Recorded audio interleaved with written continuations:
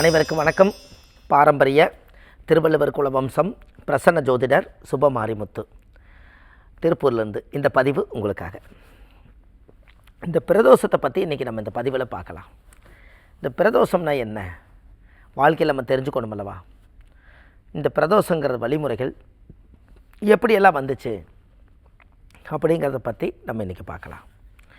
பாருங்கள், இந்த பிரதோஷங்கிறது சிவன் கோயிலில் நந்திக்கு சந்தன காப்பு பண்ணி அந்த பிரசாதத்தை எடுத்து மக்களுக்கு எல்லாத்துக்கும் கொடுப்பாங்க, பூஜை பண்ணுவாங்க. பிரதோஷம் எல்லா மக்களுக்கும் ஒரு உகந்த நாள். அதனால் பிறருடைய தோஷத்தை நிவர்த்தி பண்ணக்கூடியது பிறர் தோஷம், காலப்போக்கில் இது பிரதோஷம் அப்படின்னு என்னங்க, பித்திரு தோஷம் முதல் கொண்டு நிவர்த்தி பண்ணுறது அதுதான். உங்களுக்கு ஒன்று தெரியுமா? ஒரு கோவிலில் போய் நந்தி காதில் போய் சொன்னால் சிவன் கிட்ட போய் கேட்கும்னு அந்த காலத்தில் ஐதீகம் உண்டு. அதனால் இவங்க என்ன பண்ணுவாங்கன்னா, நந்தி காதில் போய் சொல்லுவாங்க. நந்தி காதில் போய் இவங்க சொல்லுவாங்க. அப்போ சொல்லும்போது என்ன அப்படின்னு கேட்டிங்கன்னா, அப்போது இது போய் சாமிகிட்ட போய் சேர்ந்துடும் நம்பிக்கையாக இருப்பாங்க. இன்னும் அட்வான்ஸாக நீங்கள் செய்யணும்னா அகத்திக்கீரையும் வாழைப்பழம் கொண்டுட்டு போய் பிரதோஷத்தன்னைக்கு கொண்டு போய் பசுமாட்டு கொடுத்துட்டு, பசுமாடு நந்தி தானே, அந்த உயிரோடு இருக்கக்கூடிய நந்தியோட காதில் போய் எனக்கு கடன் பிரச்சனை இருக்குது, எனக்கு திருமண பிரச்சனை இருக்குது, எனக்கு குழந்தை பாக்கிய பிரச்சனை இருக்குது, என்னுடைய வாழ்க்கையில் முன்னேற்ற பிரச்சனை இருக்குது, இது எல்லாம் நிவர்த்தி பண்ணி கொடுங்கன்னு சொல்லி நீங்கள் ஒரு உணவு கொடுத்து போட்டு அதோட காதில் போய் பசுமாடு காதிலே போய் சொல்லிட்டு வாங்க, அதுவும் இறைவனுக்கு கேட்கும். எப்படின்னு பாருங்கள். இந்த பெரியவங்கெல்லாம் பார்த்தீங்கன்னா கோயிலுக்கு வர முடியாதவங்க நிறைய பேர் இருப்பாங்க. சாமி, நான் சிவன் பக்தர், நானும் சிவனும் ஒன்று, அப்படித்தான் அந்த காலத்தில் நானும் சிவனும் அப்படின்னா பாருங்களேன், சிவனும் நானும் அப்படின்னா பாருங்கள். இந்த வார்த்தையை உங்களுக்கு புரியுதா? சிவனும் நானும். இந்த சிவனும் நானும்னா என்னம்னா, அதுவும் சிவனும்னு வருது, இதுவும் நானும்னு வருது. அப்போது ஒன்றோடு ஒன்றி தான் நம்ம இருக்கிறோங்கிறது தான் சிவனும் நானும்னு சொன்னேன். அப்போது அப்பேற்பட்ட சிவனுக்கு பெரியவங்கள்லாம் கோயிலுக்கு எந்திரிச்சு போய் நடந்து வர முடியாமல் ஒரு ஆட்டோ பிடிச்சும் கூட ஏறி உட்காந்து, என் பிள்ளைகளெல்லாம் நல்லா இருக்கணும், என் குழந்தை குஞ்சுகள்லாம் நல்லா இருக்கணும், என் பேரம்பேத்திகள்லாம் நல்லா இருக்கணும், ஒரு நாளாவது நான் சிவன் கோயிலில் பிரதோஷத்துக்கு போய் நான் உட்காந்து மண்டிக்கிட்டு நான் அந்த முறையிட்டு நான் அந்த இதெல்லாம் வேண்டுதல் வச்சு வரலாம் நான் நினைக்கிறேன். ஆனால் என்னால் முடியல, என்ன பண்ணுறதுனே தெரியாமல் நான் வீட்டில் எப்படி பூஜை பண்ணுறதுன்னு தெரியலேன்னு ஒரு சில பேர்த்துக்கு அந்த கவலை உண்டு. இதை நம்ம ஜாதகம் பார்க்க வந்தவங்க நிறைய பேர் சொல்லியிருக்காங்க. அதுக்கு பதிலாக வயசானவங்க பெத்த பிள்ளைங்க நல்லா இருக்கணுங்கிற பாராயணம் தானே பண்ணிகிட்ருப்பீங்க. அதே பிரதோஷத்தன்னைக்கு உங்களுக்கு தெரிஞ்ச அளவுக்கு எந்திரிச்சு வீடு வாசலை சுத்தப்படுத்திட்டு, சந்தனம் இருக்குது பாருங்கள், சந்தனத்தை வாங்கிட்டு ஒரு தலவாழை இலையில் பன்னீரை ஊற்றி நல்லா பிணைஞ்சு ஒரு லிங்க வடிவத்தில் செய்யுங்க. ஒரு லிங்க வடிவத்தில் செஞ்சு லிங்கமும் ஒரு சின்னதாக ஒரு நந்தி செய்யுங்க. இந்த லிங்கமும் நந்தியும் உங்களுக்கு தெரிஞ்ச மாதிரி செய்யுங்க. கடவுள் தானே, மண்ணை பிணைஞ்சு வச்சாலே உயிர் வந்துடும். இதில் சந்தனத்தை பிணைஞ்சு வச்சா ஏன் பிரதோஷத்துக்கு நந்தி வரமாட்டார், சிவன் வரமாட்டார்? கண்டிப்பாக வருவார். அப்போது அந்த சிவனும் நந்தியும் அதே தலவாழை இலையில் சுத்தமாக கழுவிட்டு ஒரு தலவாழை இலை விரித்து தண்ணி தொளித்து ஒரு வெத்தலை மேலே ஒரு லிங்கத்தை, சந்தன லிங்கத்தை வைங்க. இந்த நந்தியை எதுக்கால வச்சுருங்க, அதுக்கு ஒரு திருநூறு, சந்தனம், குங்குமம் எல்லாமே போட்டுருங்க. தேங்காய் பழம் உடைச்சிருங்க. அது இல்லாமல் சாமிக்கு பத்தி சூடம் பொருத்திடுங்க. அந்த சிவபுராணத்தை எடுத்து பாராயணம் பண்ணி நல்லா முழுசாக படிச்சிருங்க. பிரதோஷத்தன்னைக்கு எத்தனை மணிக்கு பிரதோஷம் வருதோ அத்தனை மணிக்கு பிரதோஷ பூஜையை நீங்கள் வீட்டிலையே சிவலிங்கத்துக்கு பூஜை பண்ணுங்கள். வீடு பூரா பன்னீர் தெளிங்க. அந்த பிணைஞ்சு லிங்கம் பிடிச்ச சந்தனத்தை எடுத்து கொஞ்சம் கொஞ்சமாக தலையில் தெளிச்சுக்குங்க. நீங்களும் குளிச்சுக்கோங்க. அந்த ஒரு நறுமணமான ஒரு பொருள்கள் எல்லாம் போட்டு ஐஸ்வர்யமாக அந்த லிங்கத்தை பிடிச்சு வைங்க. இந்த பிரதோஷத்துலேருந்து அடுத்த பிரதோஷம் வரைக்கும் டெய்லி அதுக்கு விளக்கேற்றுங்க. விளக்கேற்றி முடித்து சாமி கும்பிட்டுட்டு அதுக்கு அவ்வளவு சக்தி கொடுத்துருப்பீங்கள்ல, அந்த லிங்கத்தை எடுத்து எந்த பிள்ளைமார்கள் கஷ்டப்படுறாங்களோ, எந்த பேரம்பேத்தி கஷ்டப்படுதோ அவங்களுக்கு அந்த லிங்கத்தை எடுத்து ஒரு சின்ன பாத்திரத்தில் போட்டு உடையாமல் கொண்டுட்டு போய், இந்த அம்மா இந்த லிங்கமே உனக்கு நான் சிவனவே நான் உனக்கு கொடுக்குறேன்னு சொல்லி அந்த வீட்டுக்கு கொடுங்க. தாய் ஒரு விளக்கேற்றி வச்சு பூஜை பண்ண சக்தி அந்த வீட்டுக்கு போனால் இந்த சிவன் அங்கே போய் உட்காந்து அவங்களுக்கு என்ன பிரச்சனையோ அதை சரி செய்வார். இது பிரதோஷத்துக்கு எளிமையான ஆதிகால பரிகாரம். அப்படின்னா பாருங்கள், ஒரு சிவலிங்கத்தை பிடிச்சி ஒரு பிரதோஷத்துக்கு மாதத்தில் 2 முறை வருது. நம்ம இதை ஒரு முறை செஞ்சாலும் கூட போதும், ஆனது செய்யுங்க. மாதம் எல்லாத்துக்கும் இந்த லிங்கங்களை எல்லாம் எடுத்து எப்போ செஞ்சு வச்சுட்டு அந்த லிங்கத்தை நீங்கள் எப்போவுமே வச்சுருங்க. யாராவது ஒரு கஷ்டம் வந்தால் நம்ம கொடுக்கறக்கு எதுவுமே இல்லையா, கடைசியில் சிவனுக்கு தானே நம்ம சமர்ப்பணம். ஒரு சிவலிங்கத்தை உங்கள் கையில் கொடுங்க, கொடுத்தனிலிருந்து அவர் பெரிய ஆளாயிருவார். எப்படி லிங்கத்தை பிடிச்சு வைங்க, சந்தனலிங்கம் மாதிரி பிடிச்சி வைங்க. சந்தனலிங்கம் எங்கே கிடைக்கும் உங்களுக்கு?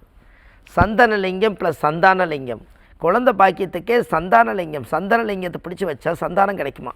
அதுக்கு தான் பிரதோஷத்துக்கு குழந்தை கிடைக்குங்கிறக்காகத்தான் பிரதோஷத்துக்கு சந்தனம் வாங்கி சாப்பிட சொன்னாங்க, கருப்பு பையில் பூசிக்க சொன்னாங்க, நந்தி காதில் போய் சொல்ல சொன்னாங்க. இதெல்லாம் முன்னோர்களுடைய ஐதீகம் தானே.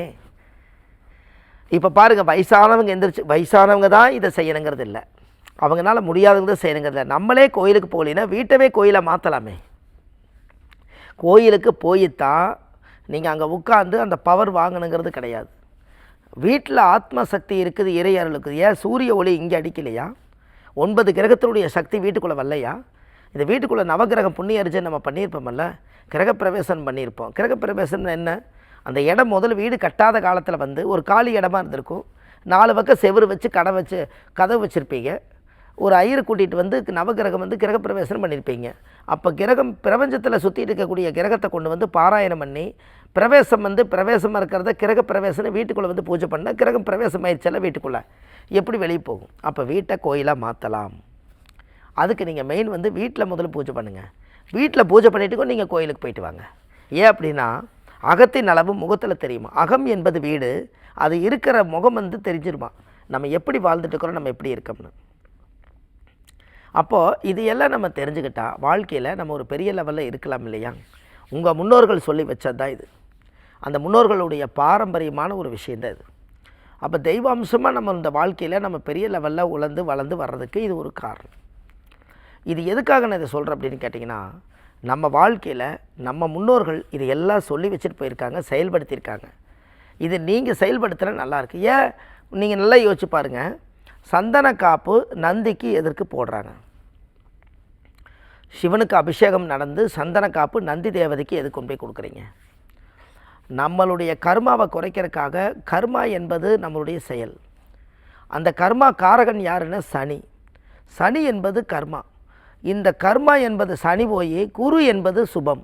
அதனால் குருங்கிறது சுபமாக இருக்கிறனால இந்த குருவோட அம்சம் நல்லா இருக்கணுங்கிறதுக்காக, என்னுடைய வீட்டில் சுப நிகழ்ச்சிகள் நடக்கணுங்கிறதுக்காக சுபமான பொருளை கொண்டு போய் நந்தியோட மேலே போடும்போது நம்ம வீட்டில் சுபம் நடக்குங்கிறதுக்காகத்தான் எத்தனையோ மூலிகை சாறுகளை விட்டுட்டு சந்தனச்சாரை கொண்டு போய் அதில் சாத்துறாங்க.